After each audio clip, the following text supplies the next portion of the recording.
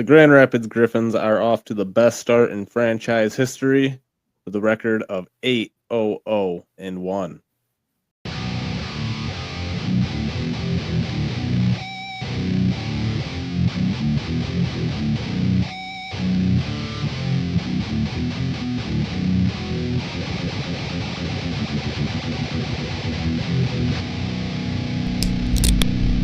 Welcome to the Griffins Pipeline Podcast. Welcome back to the Griffins Pipeline Podcast. We are a podcast brought to you by the Hockey Podcast Network, and we are sponsored by DraftKings. My name is Connor. And my name is Kyle. We're a show brought to you by the fans for the fans. We are not partnered with the Grand Rapids Griffins or Detroit Red Wings. We bring this show to you for fun and as a fan perspective on Grand Rapids Griffins hockey. And we are back. After a hiatus here, we had a lot of things going on in life. I got really sick for about 2 weeks, and then Kyle got sick. We couldn't even talk, so we couldn't really record. So it put us in a bad spot. You lost your voice, but you didn't even have a voice there. Yeah, I could not even talk, so it was couldn't eat any solid food. It was mainly just liquids and soup and things like that, all that fun stuff. But yeah, now my lovely voice is back, and it was a tough sitting here not talking about the Griffins when they're off to the best franchise start in history. They're 8-0, and now they just suffered their first loss against the Chicago Wolves in overtime, so they still haven't lost in regulation. Yeah, but what a great start. Off to, like you said, the best start in franchise history. Give a lot of credit to some of the veterans that have brought down, some of the new additions to the team, and mainly I'd say the goalies involved here. So some great moves by Steve Yzerman this offseason to kind of get things in order. It looks like Steve Yzerman selects the rookies to play on the team. Todd McClellan wants the rookies to play for the Detroit Red Wings, that being Axel Sandin-Pellikka, Michael Brandsegg-Nygaard, and Emmett Finney. We get stacked loaded with all the veterans that dropped from the Detroit Red Wings, and what an impact they have made down here in Grand Rapids in the AHL, mainly Gustafsson and Hall. Yeah, they look really good down here. Holy crap, he can play hockey. He's a stud in the AHL. In the AHL, Justin Hall is a stud. Gustafsson is too good for the AHL, but here he is down here, racking up points, just absolute destroying the league down here. We have a defense. Yeah, and last year we had a really young defense, and it really showed. You know, we lost Simon Edmondson, and we kind of had all the young guys, bunch of young guys like Shai Buum, William Wallander, Tuomisto. There wasn't really that veteran presence there.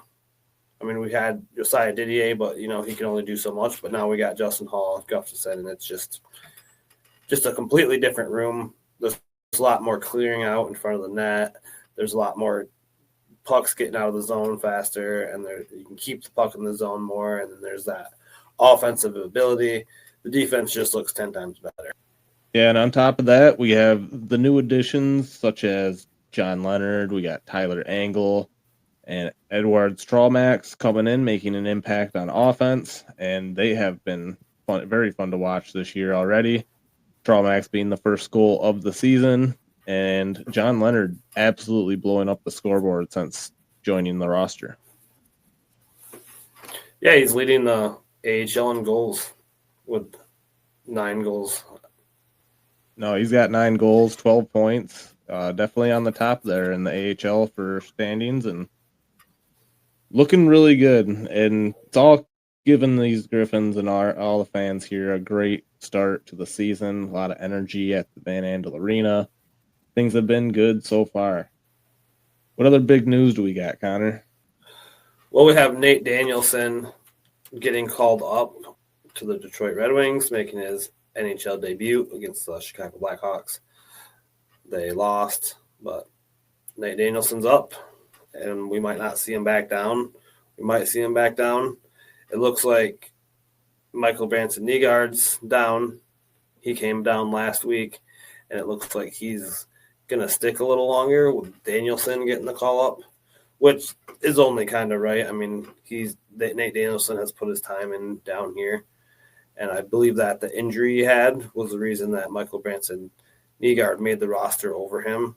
And then there's another guy on the same page, Carter Mazur, who definitely, if he quit getting injured, he would be up there. So it's interesting to see what happens when he's back knocking on the door. Just a bunch going on. We got players ready.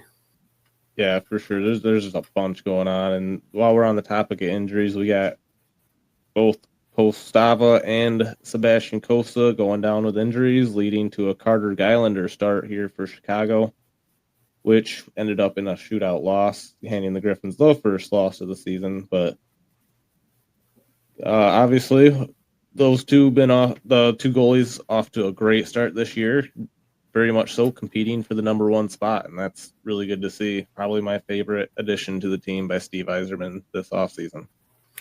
Yeah, looking really good. Sucks to see them both go down. Yeah, always opens up the door for the next man in, and Geilander gave it his best, so hopefully better chances on the next game. All right, so we can probably dive into the standings now. So let's get down here in the Central Division standings. We have the Grand Rapids Griffins in first place. They have 17 points. Leading, very great start, like we said, best start in franchise history.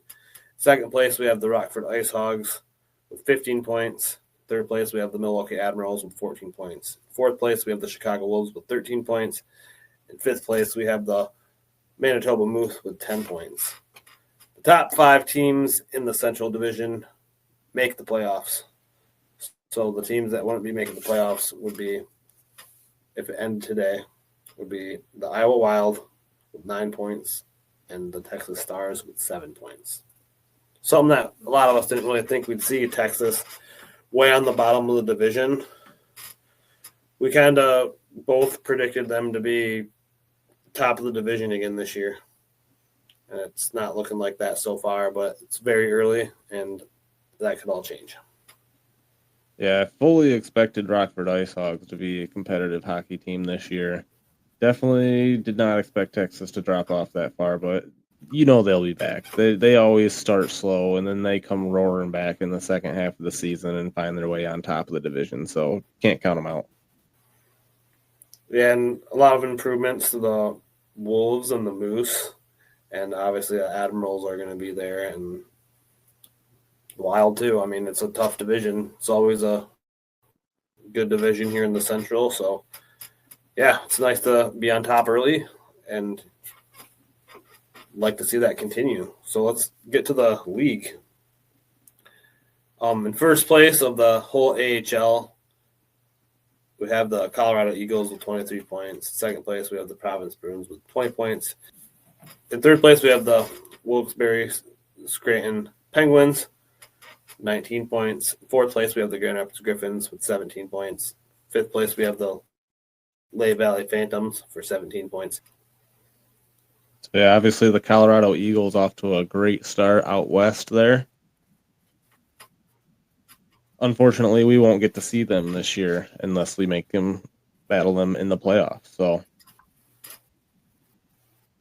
we can go ahead and get into the player stats for Grand Rapids Griffins. Leading the team for points, we have John Leonard with 12 points. Second place, we have Amadeus Lombardi with 10 points, 0 goals, 10 assists. Dominic Shine, third place, 6 goals, 3 assists for 9 points. Sheldon Dries, fourth place with 7 points, and Carter Mazur in fifth place with 6 points, only played 5 games. So yeah, Carter Mazur definitely looking really good coming out. Just sucks to see him get injured again. So, and then for goals, leading not just this team, but the whole league, we have John Leonard with 9 goals. Dominic Shine with 6 goals.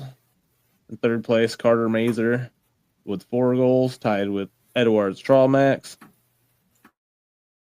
He also has 4 goals.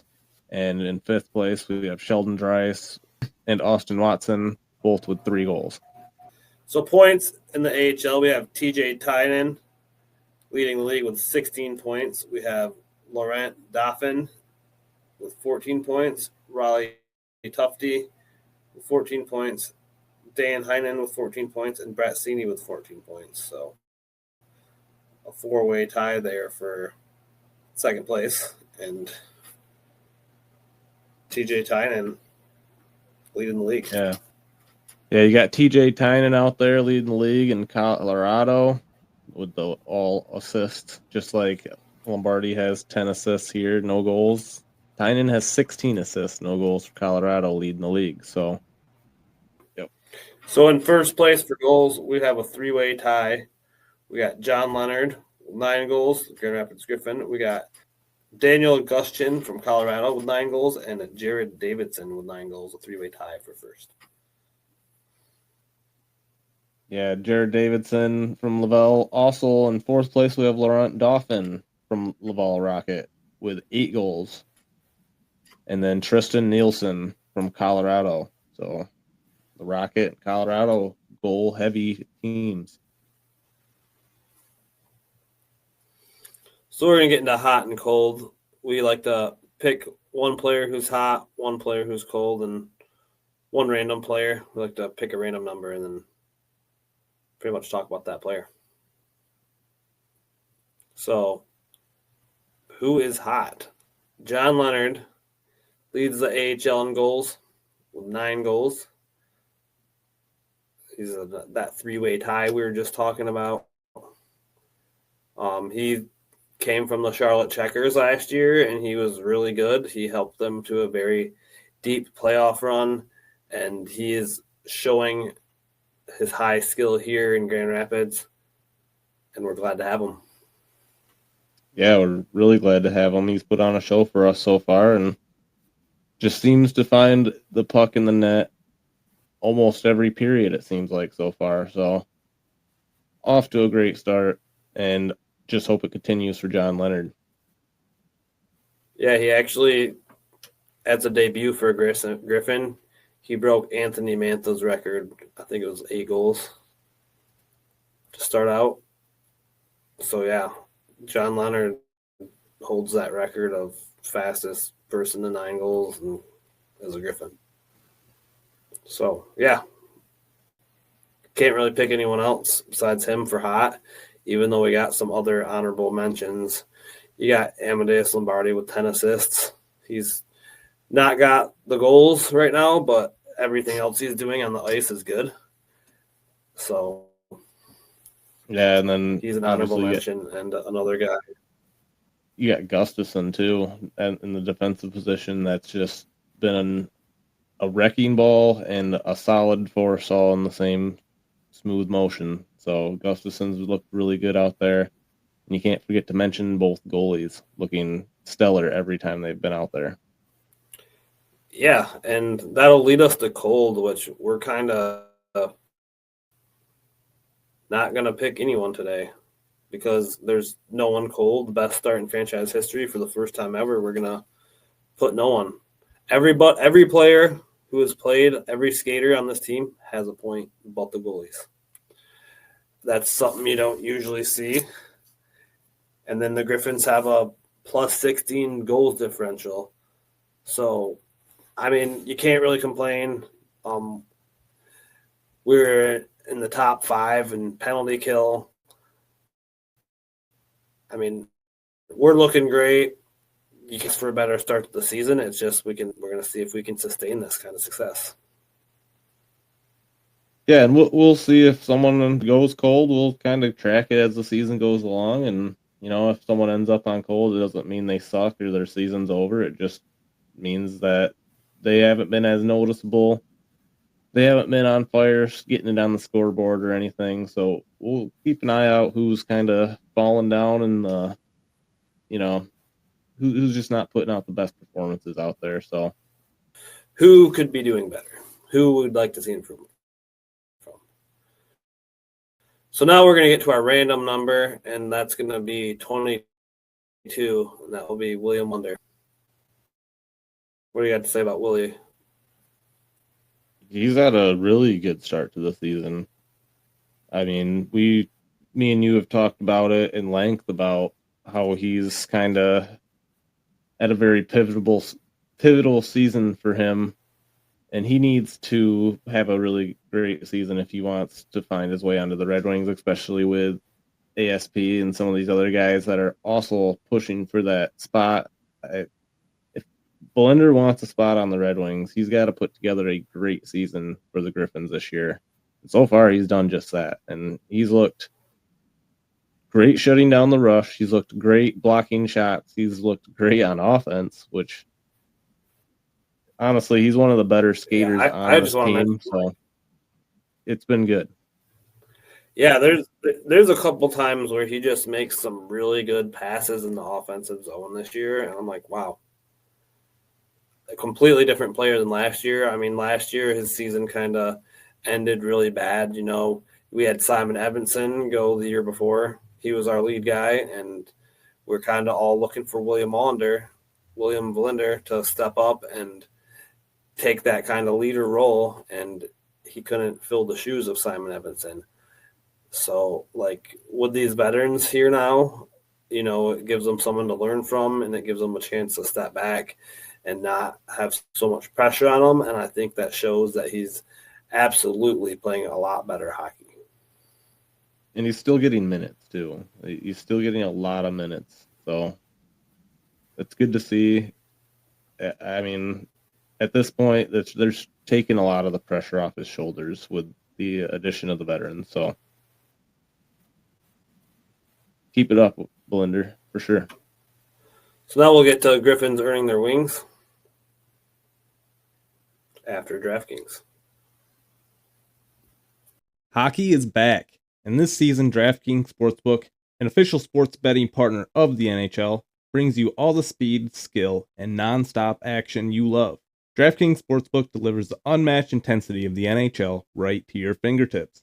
From player props to the thrill of live in-game betting, every drop of the puck is your shot to win big.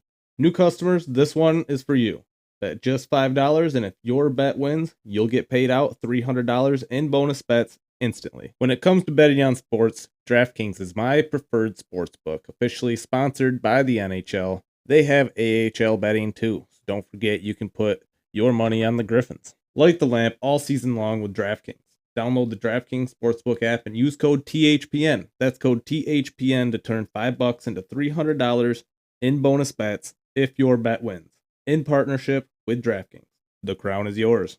Gambling problem? Call 1-800-GAMBLER. In New York, call 877-8-HOPENY or text HOPENY 467-369. In Connecticut, help is available for problem gambling. Call 888-789-7777 or visit ccpg.org. Please play responsibly. On behalf of Boot Hill Casino and Resort, Kansas. Pass-through of per-wager tax may apply in Illinois. 21 plus age and eligibility varies by jurisdiction. Void in Ontario. Restrictions apply. Bet must win to receive bonus bets which expire in 7 days. Minimum odds required. For additional terms and responsible gaming resources, see dkng.co/audio. Limited time offer. Copyright NHL 2025. All rights reserved. So in Griffins earning their wings, this segment we like to talk about some of the Griffins players who are earning their Red Wings. They have earned their Red Wings. They're about on the verge to earn their Red Wings. Or they just got called up. And in today's case, we're going to talk about Nate Danielson finally earning his Red Wings and making his NHL debut. Yeah, like you said, about time. I know people have been waiting for it. I think, like you said earlier in the episode, MBN made the team out of camp, but if Danielson wasn't injured, it probably would have been Danielson. Just because he's got that whole year down in the AHL to develop and had a really good season down there and really got to see the full spectrum of what the AHL can bring to you, and really kind of, in my opinion, changed Nate Danielson for the better, made him a little more physical, a little more chippy, and kind of brought a little more leadership to his core abilities. So yeah, that, especially the fact that he's a center. I mean, he takes a lot of face-offs. He's a center. He controls the center of the ice. And, you got a lot of other dudes who just don't turn out as centers. Like, you see Michael Branson more of like a wing, more of a physical kind of wing. And Danielson's got that center. And what do the Red Wings need? They kind of need a center. That third line C, if Danielson could fit in there, take over like Cop and C, 4C, he can fit right in. I mean, he really blew it up last year. I think he really benefited from a year in the AHL. I don't think he could have went up and played in Detroit right away. I think he's ready. I think he's going to do great up there. Yeah, I don't think this is a case of like Red Wings overcooking a prospect. I actually think he's just ripe, and I think he's ready. Playing with Austin Watson for the last year will really change a guy. So looking forward to what he can bring to the team. I think we got to mention Carter Mazur as well. I think if Carter Mazur is healthy, we might even see Carter Mazur get that call up. Yeah, I mean, these guys have done their time down here. Dudes like Finney and Michael Branson Nygaard haven't really had the time in the AHL, but obviously Finney's got the speed and the pace to keep up with the top line guys, which is like something we don't really have. And that being in like a late round draft pick, that's really phenomenal, and obviously have what you have. But I wouldn't be shocked if you start seeing Carter Mazur finally get healthy, and because he has a lot of points in like 5 games that he played here. So it's like he's hungry. He's just got to stay healthy. Any other Griffins earning your wings that you want to talk about? Obviously, like ASP and Finney, we kind of mentioned that they just did a great job in training camp and proved to Todd McClellan that they were ready for the team, and Todd wanted them on the team. It looks like ASP's doing his fair share, getting his time on the power play and plenty of minutes on the ice, so off to a good start. We'll get into our final segment of the episode, the penalty box. Welcome to the penalty box segment. We like to end the episode on a fun note, step out of hockey, and pick the biggest idiot of the week, throw them into the penalty box for a 2-minute minor, 4-minute double minor, 5-minute major, or a game misconduct. Kyle, who are you throwing into the penalty box?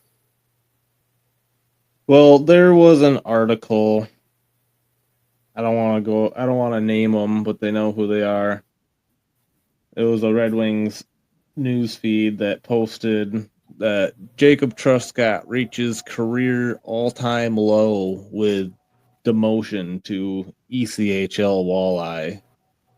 Yeah, not a fan of that headline. I don't think that at all describes what Jacob Truscott's got going on. I think with the dropping of some of these veterans that we didn't plan on having on the Griffins, Jacob Truscott kind of got bounced out of the roster, yes. I don't think his career is at an all-time low after this demotion. He's going to go down to the Walleye, and he's going to get some valuable minutes down in the ECHL. And he's going to come back up here a better player once, maybe a trade or something happens. But in my opinion, Truscott looked pretty good out there. Got his first point for the Griffins the other night, and I just don't want to hear that kind of slander. No, I think he's looked really good on the Griffins. I think he's just the odd man out right now. I think he's, like you said, he's going to be playing more minutes down in Toledo. He's going to get more opportunity. He's going to get plenty of time to develop, and he'll be back on the Griffins. I mean, trade deadline will happen. We'll probably lose one of these veterans. I'm going to throw him in for just the 2-minute minor. As the captain of the University of Michigan. Yeah, I just didn't appreciate the headline there. Like, make it a little more positive. Like, made it sound like it was the end of the world. Like the end of the kid's career. Like it just started, dude. Kept one in the box. So who I'm throwing into the box, I'm going to, after his trials, he's in prison. So they're going to move him into a different spot, but they found him drunker than a skunk. A little concoction of prison alcohol with some apples and rotting apples, and Diddy is back to his ways, throwing parties in prison. So that's a 2-minute minor. You can take Diddy away from the party, but you can't take the party away from Diddy. Jeez. He's back at it again. Have one in the box. Back in the box he goes. Back at it again. So that should wrap us up in this episode. Don't forget the Grand Rapids Griffins play at 11 a.m. at the Van Andel Arena this Wednesday against the Toronto Marlies. So a team that we do not get to face. A team that we do not get to face a whole lot. So take your chance. Take your day off work. Whatever you got to do, get down there.